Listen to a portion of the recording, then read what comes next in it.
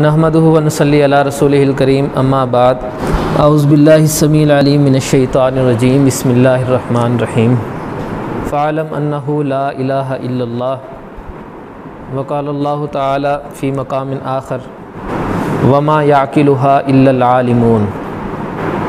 ये जो गुफ्तगू करने लगा हूँ इसमें बुनियादी तौर पर 3 निकात हैं। पहला है मुकदमा और उसके बाद 2 हमारी बुनियादी बातें हैं। सारी गुफ्तगू उसी पर होगी। ये जो 2 आयात मैंने आपके सामने पढ़ी हैं, ये वो 2 आयात हैं जिनको बुनियाद बनाकर इमाम बुखारी रहमतुल्लाह अलैह ने एक बाब कायम किया है। किताबुल इल्म में शायद आप पहुँच गए होंगे कि बाबुल इल्म क़ब्लल क़ौली वल अमल, किसी बात के कहने, किसी काम के करने से पहले आपको पता होना चाहिए कि उसके कहने या करने का ढंग, उसका अंदाज़ या उसकी तरतीब क्या होगी। और जो पहली आयत करीमा है वो तो डायरेक्ट खिताब ही रसूलुल्लाह सल्लल्लाहु अलैहि वसल्लम को है ना। आपको ही कहा गया है कि आपने जो ये नबूवत का या आपने ये जो रिसालत का बार उठाया है, जो हमने आप पर नाजिल फरमाया है, इससे जब आप सबकदोश होंगे या इसको अदा करने निकलेंगे तो आपको पता होना चाहिए कि आप क्या काम करना चाहते हैं। इस बात को अल्लाह ताला ने यानी बुनियादी तौर पर आपकी ज़िम्मेदारी में शामिल कर दिया। एक तो है बात ये कि काम करने से पहले या कोई बात कहने से पहले आपको इल्म होना चाहिए कि आपने करना क्या है, आपने कहना क्या है, कोई ढंग उसका क्या होगा, तरीका क्या होगा। दूसरी बात यह है कि ये बात जानता भी वही होता है जिसको कुछ इल्म होता है। वमा याक़िलुहा इल्लल आलिमून, यानी बहुत सारे लोगों को मालूमात होती हैं, चीज़ों की माहियत की उनको ख़बर होती है। ये लैपटॉप है, ये मोबाइल है, ये बैग है, वो किताब है, यहाँ किताबें रखी हुई हैं, ठीक है, फ़लाँ किताब का मुअल्लिफ़ फ़लाँ है, फ़लाँ का मुसन्निफ़ फ़लाँ है, फ़लाँ किताब इस मौजू पर मसदर का दर्जा रखती है, फ़लाँ किताब अपने मौजू के एतबार से मुतक़द्दिमीन के यहाँ मशहूर थी। लेकिन उसको ये नहीं पता होता कि दर हकीकत उस किताब के मुंदरिजात क्या हैं या उसके मुहतवयात क्या हैं, क्योंकि उसने पढ़ा नहीं होता। अब मालूमात तो हैं लेकिन वो हकीकी इल्म नहीं है उसके पास, जिस इल्म के बलबूते पर वो कोई बात कर सके। पूछ लिया जाए, बतौर तमसील पूछ लिया जाए कि फतहुल बारी है हाफिज़ इब्न हजर रहमतुल्लाह अलैह, जिल्द नंबर 6 में कौन कौन से मसाइल बयान किए गए हैं। बफर्ज आप फ़र्ज़ कर लेते हैं कि फतहुल बारी की जिल्द नंबर 6 के अंदर बकिया किताबुस सलात है, तो इसका मतलब ये होगा कि किताबुस सलात से मुताल्लिक़ मसाइल हैं। या कोई ज़हीन और हाज़िक़ बंदा वो ये भी कह सकता है कि बकिया किताबुस सलात है, तो इसका मतलब ये है कि तशहुद से बाद वाले मसाइल होंगे। लेकिन वो हैं कौन से, ये तभी मालूम होंगे जब आप उसको पढ़ेंगे। सो ये दोनों चीज़ें इर्तिबाती हैं कि पहले इल्म हासिल करना और फिर जो इल्म आपको हासिल हुआ है उस हासिल शुदा इल्म के मुताबिक कोई ढंग का काम करना या ढंग की बात कहना। और यही आप कह सकते हैं कि तहकीक का पहला उसूल और पहला ज़ाब्ता है। अगर आप ज़ाब्तों की बात करें, यकीनन आप जानते होंगे कि उसूल असल उनकी जमा है, और यहाँ असल से मुराद क्या होगी? असल से मुराद यहाँ क्या होगी? बुनियाद और चार मानों में से कौन सा हो सकता है यहाँ पर? यहाँ असल से मुराद कायदा होगा, ठीक है, कायदा यानी कवायद, ज़वाबित, तहकीक के लिए उसूल, इंग्लिश में उसको कहते हैं प्रिंसिपल्स, ठीक है। सबसे पहला कायदा तो यही है, ये वो कायदा है जो अल्लाह ने सिखा दिया है, ठीक है।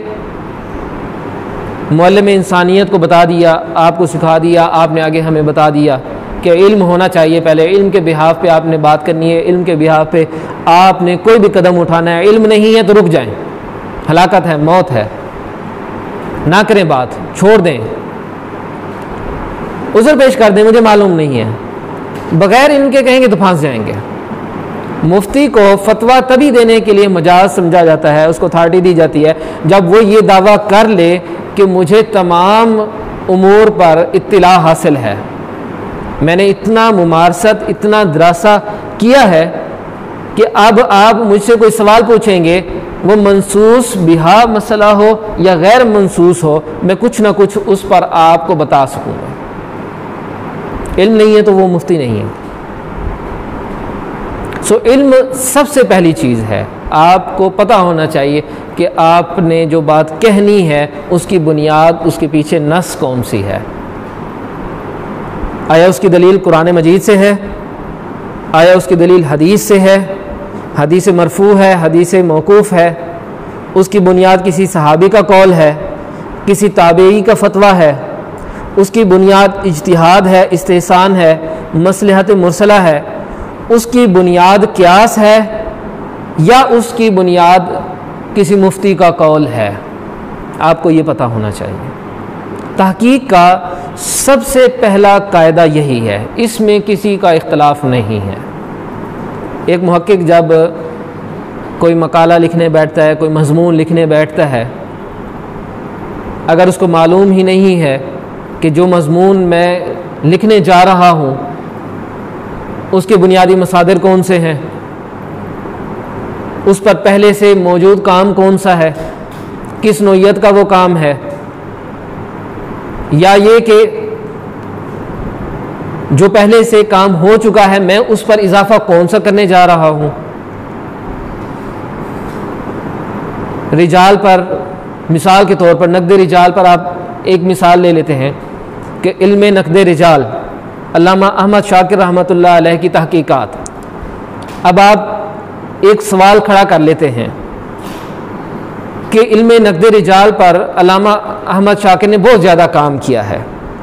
मुस्नद अहमद की उन्होंने तखरीज की, तहकीक की, अल्फिया की उन्होंने कर दी और उनकी किताबें हैं, ठीक है, अलबाइसुल हसीस पर उनका काम, वो उनका काम। तो अब आप कहते हैं कि इल्म नक़द रिजाल पर जो उनका काम है या उनकी तहकीकात है मैं उनको देखना चाहता हूँ, तो सवाल ये होगा कि क्या आप पहले बंदे हैं जो इस पर कलम उठा रहे हैं? यही जवाब होगा कि नहीं, पहले बहुत सारे लोगों ने अल्लामा अहमद शाकिर जो है उनकी तालीफ़ात पर काम किया, उनकी तहकीकात की, तज्ज़िये किए, उनके तहलील की, उनकी सवानें लिखी, तो उसमें उनके मनहज व उसलूब को वाज़े 500-600 सफ़हात की किताब में उन्होंने ज़िक्र कर दिया कि तहकीक और तनकीद का उनका मनहज क्या है, तालीफ़ का मनहज क्या है, उनका इस्तिशाद का मनहज क्या है, तनकीद करते हैं तो किन किन बुनियादों पर करते हैं, तदकीक करते हैं, ताकीक करते हैं तो उसके उसूल क्या होते हैं, उनका शरह में मनहज क्या है, सारी चीज़ें उन्होंने लिख दी हैं। अब आप किस चीज़ को खोदना चाहते हैं, ये इल्म होना चाहिए। ये पता होना चाहिए कि पहले कौन सी तहकीकात आपने पढ़ी हैं या आपके सामने मौजूद हैं, तभी आप अगला स्टेप ले पाएंगे। अब आते हैं वापस उसी बात की तरफ कि इल्म सबसे पहली बात है। इल्म होना ये नहीं कि मालूमात हों। आपको पता हो कि जब मैंने ये काम शुरू करना है तो मैंने गूगल पे सर्च कर लेना है और गूगल मुझे बता देगा कि फ़लाँ फ़लाँ काम हैं, डायरेक्टरीज़ वो सामने आ जाएंगी कि ये इस पर ताकीकी मकालात लिखे गए हैं, ये इस पर संदी मकालात लिखे गए हैं, इस नौ के शज़रात और मज़ामीन लिखे गए हैं। तो मैं इंशाल्लाह उससे काम कर लूँगा। नहीं, आपको पता ना हो कि नक़द रिजाल और इलल हदीस में क्या फ़र्क है, आपको पता ना हो कि नक़द रिजाल और अस्मा रिजाल में क्या फ़र्क है, आप कैसे काम शुरू करेंगे? ऐसे ही है ना। कई दफ़ा ऐसे होता है कि बहुत सारी मालूमात होती हैं लेकिन हमें ये नहीं पता होता कि इन मालूमात में जो मुश्तबे चीज़ें हैं उनके अंदर दर हकीकत फ़र्क क्या है। मसलन अगर पूछा जाए कि कोई सी दो किताबें नक़द रिजाल की और कोई सी दो किताबें अस्मा रिजाल की, वो मुझे बताएं, तो आप सोचिए कि आपके जहन में क्या आता है। नक़द रिजाल पर कोई सी दो किताबें कौन सी होंगी? जो जरह व तादील है उसी को नक़द रिजाल कहते हैं। अल जरह व तादील, अज़्ज़ुअफ़ा वल मतरूकीन, किताब अज़्ज़ुअफ़ा, ये सारी किताब अल मजरूहीन, ये है नक़द रिजाल की, इनको अल जरह व तादील कहते हैं। इब्न अबी हातिम की किताब अल जरह व तादील, ये सारी नक़द रिजाल की किताब है। जो अस्मा रिजाल की हैं वो कौन सी हैं? हाँ जी, तहज़ीब व तहज़ीब, तक़रीब व तहज़ीब, ठीक है, लिसान और मीज़ान वगैरह वगैरह, ये जितनी सारी हैं ये क्या हैं? ये अस्मा रिजाल की। इलल की अलग से फिर मुस्तकिल हो गई, जिनमें लफ्ज़ इलल आ गया वो तकरीबन सारी इलल की हैं। या ज़्यादा से ज़्यादा अगर आप कहना चाहते हैं तो इमाम बुखारी की जो तीनों हैं वो भी इलल के ज़िम्नी तौर पर आ सकती हैं। तो अब जब आपको ये इल्म ना हो, या मुझे ये इल्म ना हो कि क्लासिफिकेशन किताबों की कैसे होती है, तो फिर मेरे ख्याल में इस्तिफ़ादा करना ही मुश्किल हो जाएगा, इस्तिफ़ादा करना ही मुश्किल हो जाएगा। यहाँ तक ये बात समझ आ गई है।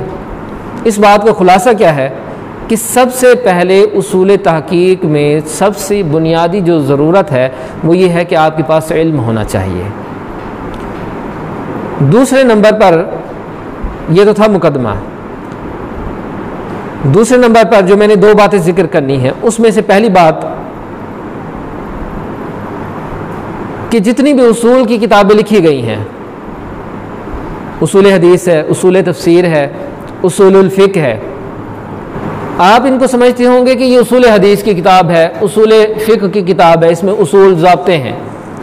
लेकिन अगर आप उसको ज़रा दिक्कत नज़री से देखें तो आपको ये मालूम होगा कि दर हकीकत ये आपको मुहक्किक बनाने की किताबें हैं। एक नस है, अहल्लल्लाहुल बैअ व हर्रम अर्रिबा, आप इससे माना ज़ाहिर लेना चाहते हैं या इसका कोई दूसरा माना लेना चाहते हैं? हकीकी माना मुराद लेना चाहते हैं या मजाजी माना मुराद लेना चाहते हैं? आपको किस चीज़ की ज़रूरत होगी? ला महला उसूलुल फ़िक़्ह की किसी किताब की। आप मुरसल पर बहस करना चाहते हैं,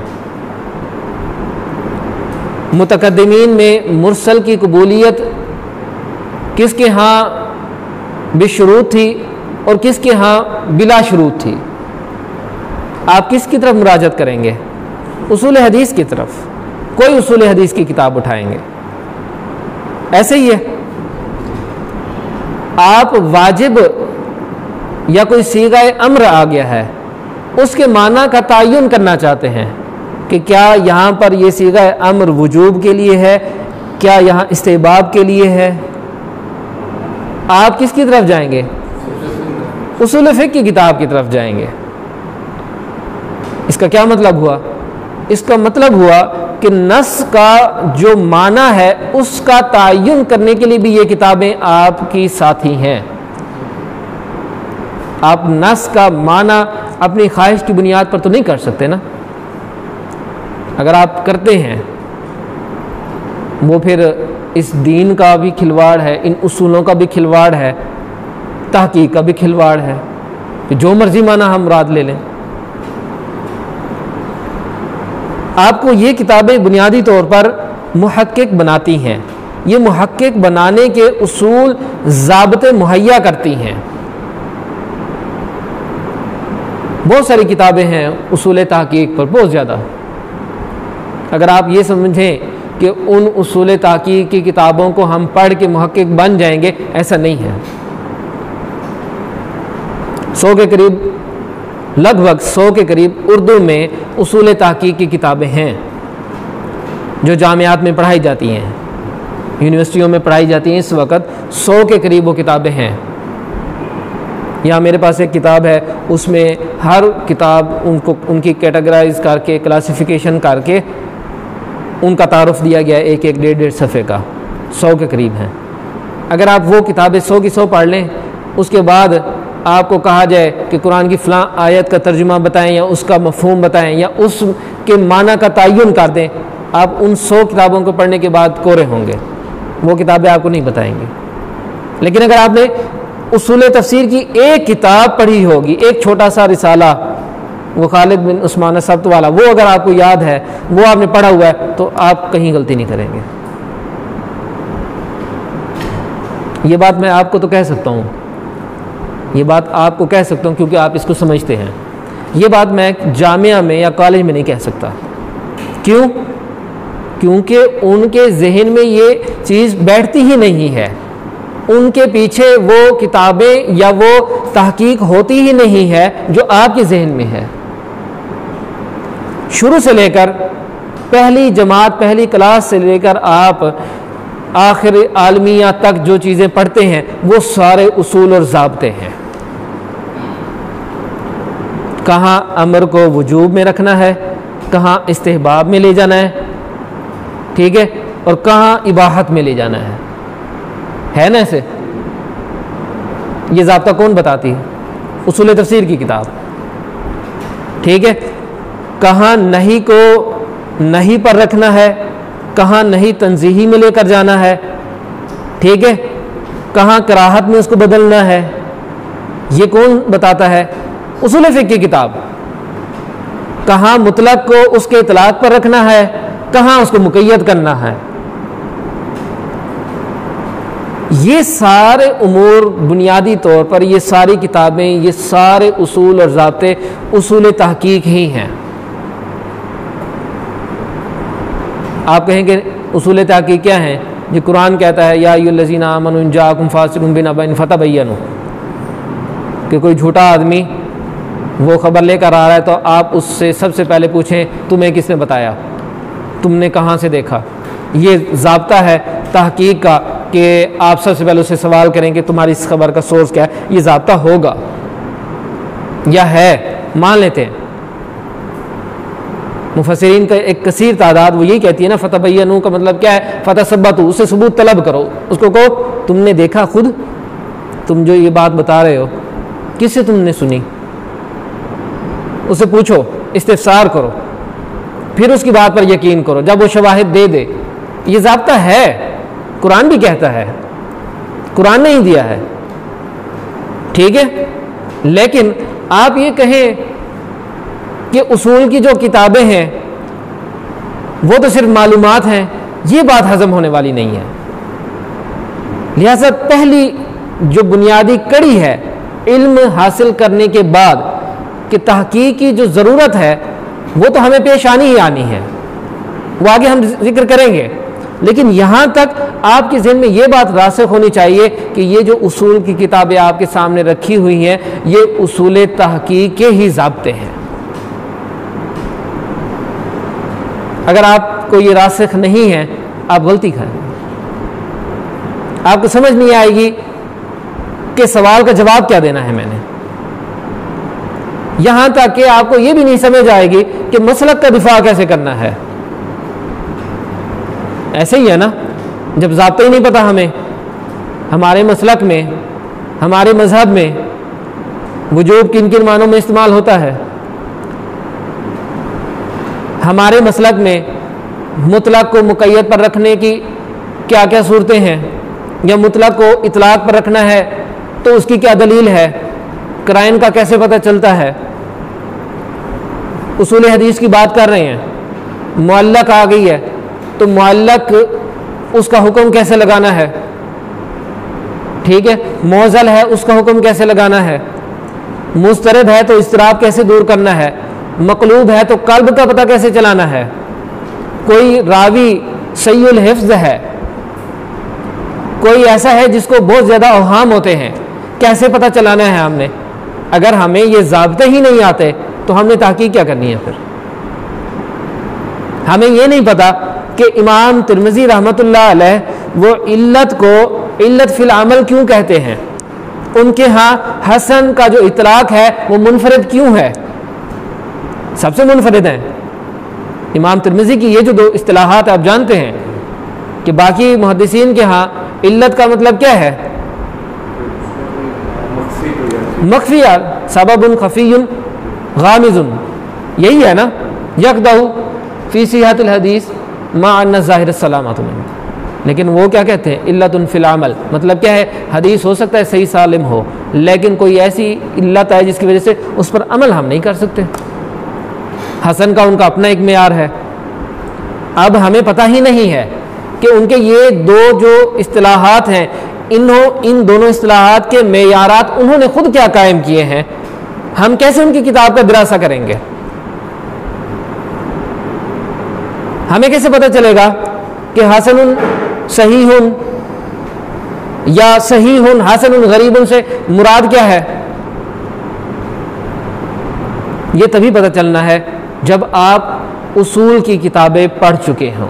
मुकदमे के बाद दूसरी बात थी, वो सिर्फ यही थी कि उसूल की किताबें उसूल तहकीक हैं। किताब का नाम मेरे सामने यहाँ पर है, वो उसका नाम है इस्लामी उसूल तहकीक। तो वो भी उधर ओपन यूनिवर्सिटी के डीन रहे हैं 30 साल, उन्होंने लिखी है और इस्लामी नुक्ता नज़र से उन्होंने उसूल तहकीक जमा की है। उस पूरी किताब को पढ़ने के बावजूद ऐसा नहीं है कि मैं दर्जा इफ्ताह पे बैठ जाऊँ या आप पढ़ लें और आप ये समझना शुरू कर दें कि आप हर सवाल के जवाब दे लेंगे। नहीं, सिर्फ आप उससे ये सीखेंगे कि किसी सवाल के जवाब को तलाश कैसे किया जाता है।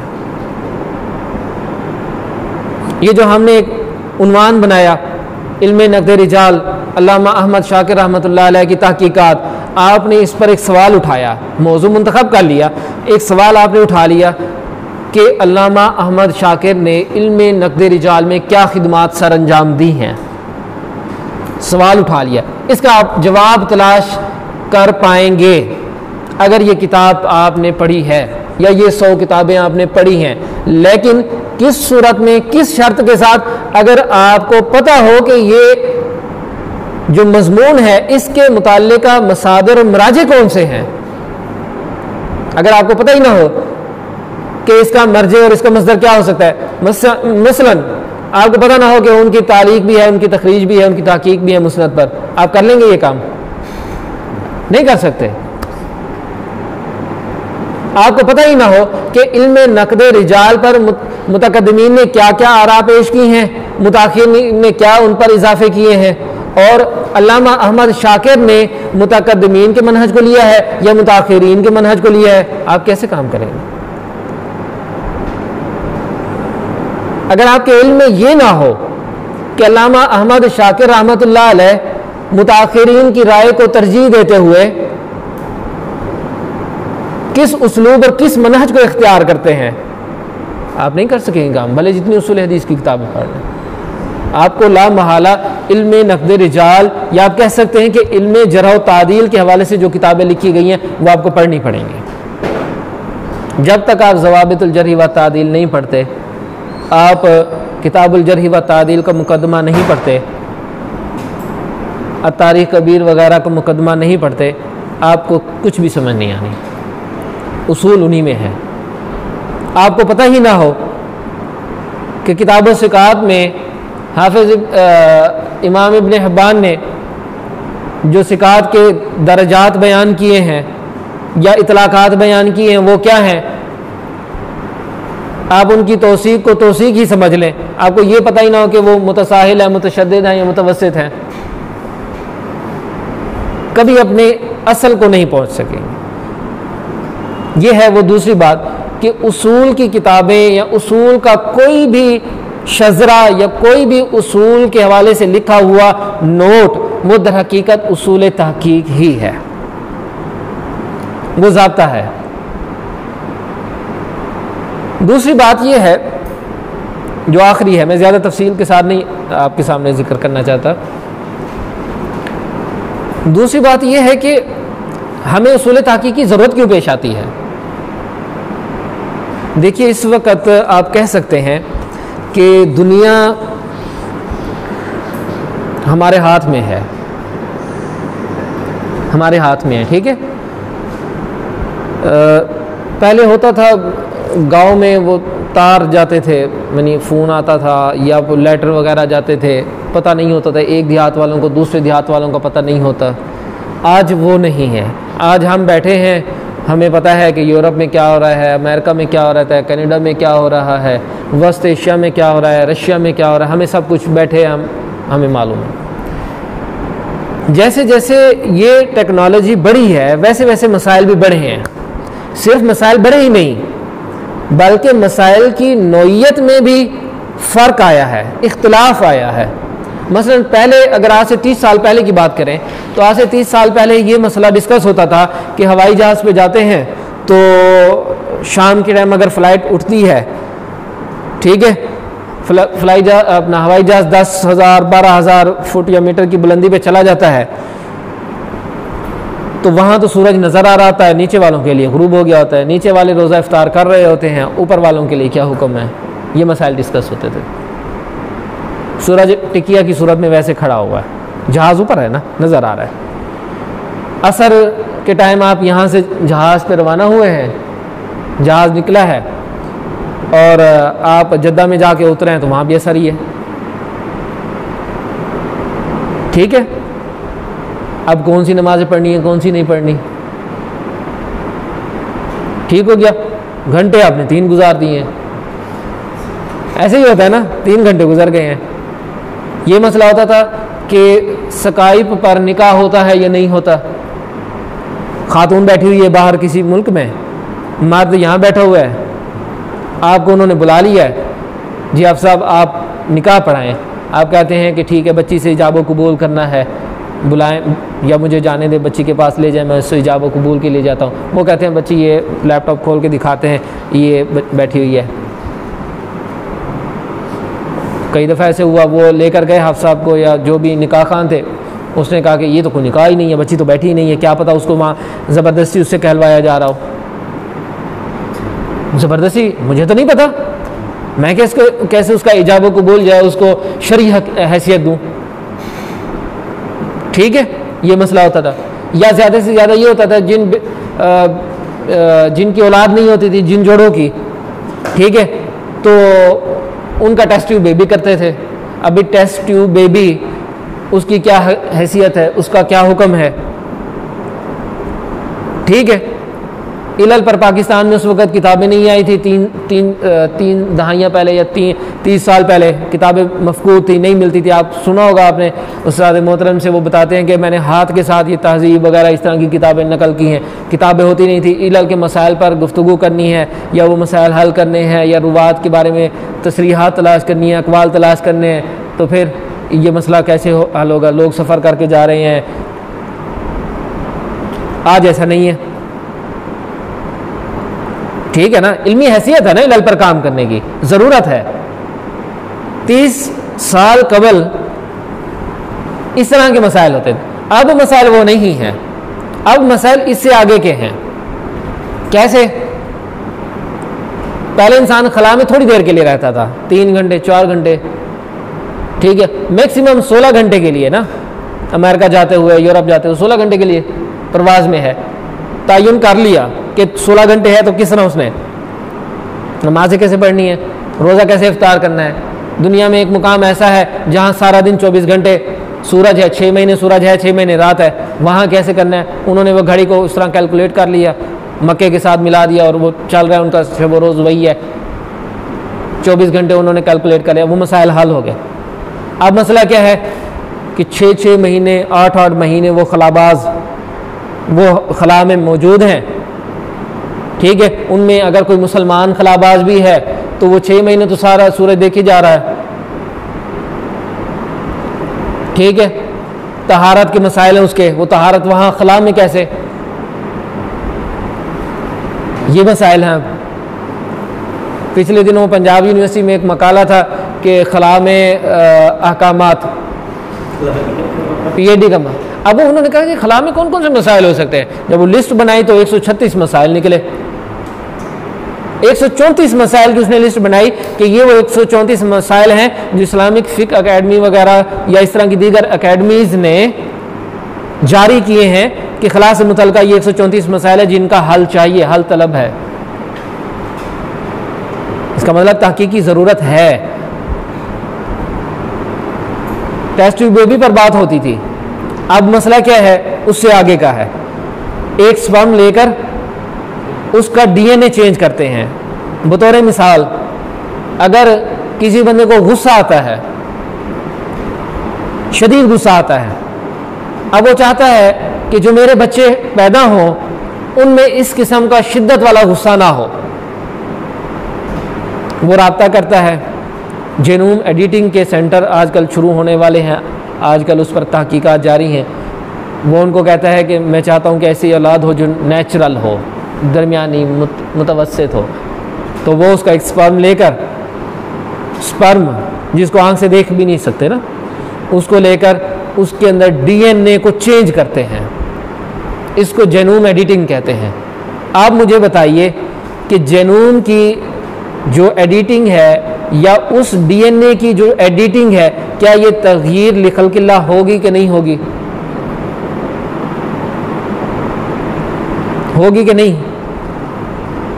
एक इंसान है, उसका एक सेल लेकर किसी जानवर के जिस्म में उसकी पैवंदकारी करते हैं, उसकी आदतें तब्दील कर देते हैं। मिसाल के तौर पर एक इंसान के बारे में पता चला कि इसके अंदर वफा ही नहीं है, एक जानवर, कुत्ता या कोई इस तरह का, उसके सेल लेकर उस इंसान के अंदर पैवंदकारी करते हैं, इंडक्ट करते हैं, उस इंसान के अंदर वफा पैदा हो जाती है। 2-2.5 साल पहले ये बात आई कि अमेरिका कोई ऐसी फौज बनाना चाहता है जो रोबोटिक हो, हैं इंसान लेकिन रोबोट्स की तरह काम करते हैं। चीन ऐसे फौजियों पर काम कर रहा है जिनको जहन के जरिए कंट्रोल किया जा सके। मसाइल हैं,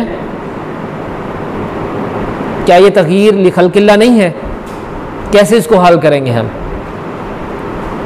हमारे यहाँ अभी तक चांद के मसाइल बाकी हैं। हर साल आप भी जानते हैं बहुत ज़्यादा लोगों ने दादे तहकीक वसूल की, ताहम उस सब के बावजूद किसी फैसला कुन राय के अभी भी हम मुंतज़िर हैं। तहकीक की ज़रूरत है या नहीं?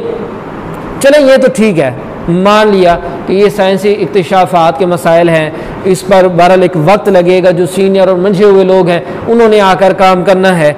आप आए अपने गिरदोपेश के हवाले से, बरे सगीर में, सिर्फ बरे सगीर में उसूल हदीस के हवाले से जितना काम हुआ है उसमें क्या जिद्दत है या क्या नई चीज़ है या क्या नए नज़रियात और आरा हैं, मुझे आप दिखा सकते हैं? मुतकद्दिमीन ने जो आरा जिक्र की हैं उसूल हदीस के हवाले से, उस पर कौन सा इजाफा किया हमने? कोई दिखा सकते हैं? क्यों? उसूल हदीस चले अपनी जगह, उसूल तफसीर, बरे सगीर में उसूल तफसीर पर बहुत ज़्यादा काम हुआ। शाह वलीउल्लाह से लेकर अल-फौजुल कबीर से अभी तक लिखी जा रही हैं, ठीक है, बहुत ज़्यादा बातें लिखी जा रही हैं। आप बताइए कि उन सब के बावजूद आप निशानजद कर सकते हैं कि सुयूती ने यह लिखा था, आज के दौर में यह बात काबिल अमल नहीं है। आज के दौर में इसके उलट ये बात, ये उसूल, ये ज़ाब्ता होना चाहिए। ज़रूरत है, इसका मतलब है ज़रूरत है। बहुत सारे मयादीन, बहुत सारे मजालात अभी तक तिश्ना ताबीर हैं, तिश्ना ताकीक है, जिन पर ताकीक की ज़रूरत है। आपके असातिज़ा जिन्होंने मकालात लिखे हैं, मिसाल के तौर पर मौलाना मुनीर अज़हर, आप इनसे पूछें, इन्होंने जो मकाला लिखा है अभी तक वो तबाह नहीं हुआ। आप उनसे पूछें कि क्या इस पर मज़ीद इजाफा हो सकता है, तो वो कहेंगे बिल्कुल हो सकता है। कई सारी आरा ऐसी हैं जिनमें इख्तिलाफ है, उनमें राजे की ज़रूरत है कि बताया जाए कि इसमें राजे कौन से है। अगर आप मुतकद्दिमीन में भी चले जाएं, मिसाल के तौर पर इमाम बुखारी रहमतुल्लाह अलैह, सही बुखारी की शरह करने वाले हाफिज़ इब्न हजर, इमाम बुखारी रहमतुल्लाह अलैह ने शुरकाए बद्र के जो नाम लिखे हैं, इसी तरह शुहदाए बद्र के जो नाम जिक्र किए हैं चंद एक, हाफिज इब्न हजर उनको नहीं मानते। वो कहते हैं नहीं, ये नाम दुरुस्त नहीं है। दुरुस्त किसके मानते हैं? मोहम्मद बिन उमर अल-वाकिदी के बयान करदा, जिसके बारे में जमहूर मुहद्दिसीन का नुक्ता नज़र ये है कि इससे हदीस लेना ला तहिल्लु। लेकिन कौन बताएगा? 142 या 43 मुकामात ऐसे हैं जहां सही बुखारी की रिवायात को छोड़कर हाफिज इब्न हजर ने मोहम्मद बिन उमर अल-वाकिदी की मरवियात को राजे करार दिया है। कौन जिक्र करेगा? ये आप में से कोई इस पर क्यों काम नहीं करता? बताए कि हाफिज इब्न हजर क्यों उसकी रिवायात को तरजीह देते हैं? इसलिए कि वो मोहम्मद बिन उमर अल-वाकिदी वो जाकर फिजिकली जगहों का मुशाहदा करता था, जाकर लोगों से मिलता था, जिसके बारे में उसको पता चलता कि ये उस शख्स का परपोता है जो ग़ज़वा बदर में शरीक था, उससे जाकर मिलता था। इमाम बुखारी के पास तो सनद थी ना, सनद पर एतमाद करते थे, ये उनकी तनकीस नहीं है, ठीक है। सनद उनके पास चौरस होती थी, सही होती थी, लेकिन क्या है कि कई सारी चीज़ों में कल्ब भी आता है, इस्तिराब भी आता है, वहम भी हो जाता है। एक बंदे ने बाहर जाके देखा गली में हादसा हुआ है, उसने आकर कहा कि बाहर हादसा हुआ, 20 बंदे मार गए हैं। एक बंदे ने सुना यहाँ से, वो भाग के गया तो उसने जाकर देखा कि नहीं 12 बंदे हैं, उसने आकर कहा कि 12 बंदे हैं। एक तीसरा उठ के चला गया, उसने जाकर देखा 2 बंदे हैं, उसने आकर कहा जी 2 बंदे वहां मैंने देखे जो जख्मी हो गए या फौत हो गए। एक चौथा गया, उसने जाकर देखा कि बंदा कोई नहीं था, गाड़ियां लगी हुई हैं। कुछ देर बाद एक और बंदा चला गया, गाड़ियां भी नहीं है, उसको खून के निशानात मिले हैं। बयान करने वाले सब में तफावत है, इसलिए कि जिन हालात को उन्होंने देखा है उन्होंने तो उन्हीं हालात को बयान करना है ना। इसका यह मतलब नहीं है कि वाकया नहीं हुआ, वाकया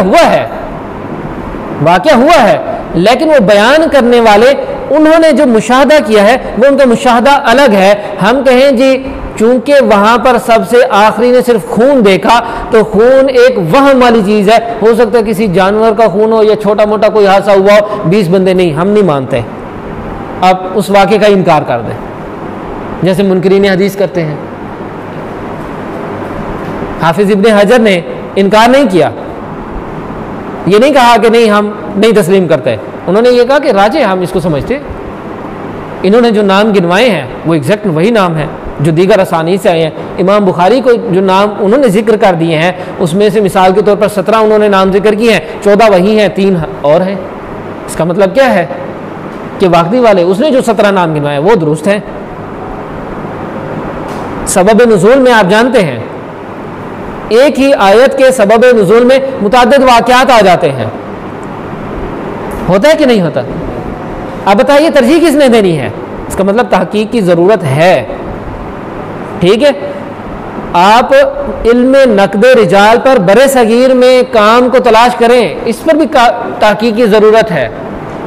लिहाजा ये अगर आपके जहन में मखमसा बैठ गया है या आप ये समझते हैं कि इतनी ज़्यादा किताबें लिखी गई हैं, इतनी ज़्यादा तहकीकात हो गई हैं, तो किस चीज़ की अब हम तहकीक करें, क्या नया हम इल्म लेकर आएँ या पुराने इल्म पर हम क्या नया इजाफा करें, तो इसका मतलब ये है कि आपका मुताला नहीं है, आपके पास वो इल्म नहीं है जो आपको ये बता सके कि किस किस जगह पर काम की ज़रूरत है। लिहाजा तहकीक की ज़रूरत हमेशा रही है, हर वक्त रही है। ठीक है, आप कोरोना की वैक्सीन नहीं बनाएं, आपको कोई कहेगा भी नहीं कि आप कोरोना की वैक्सीन बनाएं, क्योंकि वो तिब वालों का काम है, ठीक है। लेकिन आपको इतना तो पता होना चाहिए कि इल्म नक़द रिजाल पर बरे सगीर में काम करने वाले कौन हैं। उस्ताद मोहतरम शेख इरशादुल हक असरी हाफिज़हुल्लाह के बिलमुकाबिल पाकिस्तान में काम करने वाला कौन है? अहनाफ में कौन है? बरेलवियों में से कौन है? अहले तशय्यो के यहाँ इल्म नक़द रिजाल का तसव्वुर क्या है? उनके यहाँ अहले बैत की जो तकदीस का पहलू है वो पहलू किन बुनियादों पर है? आज तक किसी ने नहीं इस पर लिखा। उसकी इल्मी हैसियत क्या है? क्यों नहीं लिखते हम? जदीद फितने हैं इस वक्त इतने ज्यादा, उन जदीद फितनों की सरकोबी कौन करेगा? यानी ये इंजीनियर अली मिर्ज़ा जैसे जो लोग हैं, जितना काम ये कर रहे हैं, जितने लोगों को ये अपनी तरफ बुला रहे हैं, तो आप क्यों नहीं लिखते, क्यों नहीं उसका तोड़ करते? मिलियंस में लोग उसको फॉलो कर रहे हैं, देख रहे हैं, उसकी वीडियोस देखते हैं, उसकी तरफ माइल हो जाते हैं। आप क्यों तहरीरी सूरत में उनको लिख कर उसके जो कमज़ोर पॉइंट हैं या जो उसके काबिल गिरफ्त बातें हैं उस पर गिरफ्त क्यों नहीं करते, क्यों नहीं तहकीक करते? अहले बिदअत के जितने भी काम हैं, जितनी भी रसूम, जितने भी मुरव्वज उनके त्यौहार हैं, उनकी इल्मी हैसियत क्या है? यहाँ आपके पास किताबें पढ़ी हैं, मौक़िफ़ अहले सुन्नह वल बिदअह 2-3 जिल्दों में पढ़ी है, किसी ने उसका तर्जुमा क्यों नहीं किया? क्या उसकी हमारे यहाँ ज़रूरत नहीं है? ठीक है, उसूल हदीस की कई सारी ऐसी किताबें हैं जिनका तर्जुमा अभी तक नहीं हुआ, होना चाहिए। पता तो चले कि जिस बंदे को अरबी नहीं आती वो उसूल हदीस मुतकद्दिमीन की पढ़ना चाहता है, वो कैसे पढ़ेगा? क्यों तर्जुमा नहीं हुआ? बड़ी बड़ी तफसीरात हैं, उनके तर्जुमे क्यों नहीं हुए? तो तहकीक की ज़रूरत बहरहाल अब मौजूद है। ये कहना कि मौजूद नहीं है, ये बात सिर्फ खाम ख्याली है, ये खुद को तो हम तसल्ली दे सकते हैं। ऐसे बहुत ज़्यादा पहलू तहकीक के तिश्ना ताबीर हैं कि जिस पर अगर आप कलम उठाते हैं, जिस पर आप लिखना शुरू करते हैं, तो आप, मुझे बजाते खुद सुबह की महसूस होती है कि यार इस पर तो मुताला ही नहीं है। मुझे हमें पढ़ने लिखने इतना किताबी कीड़े बढ़ने के बावजूद कई बातें होती हैं जिसका जवाब पता नहीं होता, तलाश करते हैं, पढ़ते हैं, फिर जाकर कुछ समझ आती है। मौज़ूआत बहुत ज़्यादा हैं, अभी आपको मौज़ूआत वगैरह कुछ दिए भी होंगे, उन पर असरनो नज़रसानी करें, उनमें देखें, मुताला करें। अगर आपको कहा गया कि इल्म इल्लुल हदीस के हवाले से बरे सगीर में कौन सी किताबें लिखी गई हैं, आप उन किताबों को जमा करें, उनके मनहज उसलूब पर काम करें, देखें कि मुतकद्दिमीन और उनके दरमियान कितना फ़र्क है, क्या उन्होंने मुतकद्दिमीन को उसूलों को माना है या नहीं माना, उन किताबों के इल्मी असरात उसूल हदीस की किताबों में क्या है, उन किताबों के इल्मी असरात शरह हदीस में क्या है, तलाश करें। अगर आप तलाश कर जाते हैं तो इसका मतलब क्या है कि आपने पहला स्टेप उसको पूरा कर लिया, आपको ये इल्म हो गया कि ये चीज़ें यहाँ पर मौजूद हैं, अब आप पढ़ते जाएं और उस पर काम करते जाएं। सो तहकीक की जो आप कह सकते हैं कि मबादियात, उसमें जो दूसरा अहम पहलू है, जैसे कि मैंने जिक्र किया कि तहकीक की अब भी ज़रूरत मौजूद है। ऐसा नहीं है कि आप कहें जी बहुत लोगों ने, उलमा ने काम कर दिया, हमारे करने का कोई काम नहीं है, ऐसा नहीं है।